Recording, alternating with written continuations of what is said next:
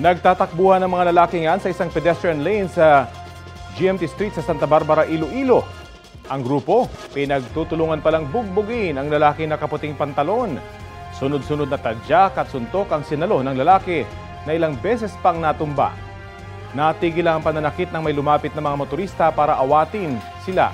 Nagtamo ng mga gasgas sa katawan ang 17 anyos na biktima na isinailalim sa pagsusuri. Hindi muna sila nagbigay ng pahayag ng kanyang ina. Ayon sa pulisya, posibleng napagtripan lang ang biktima.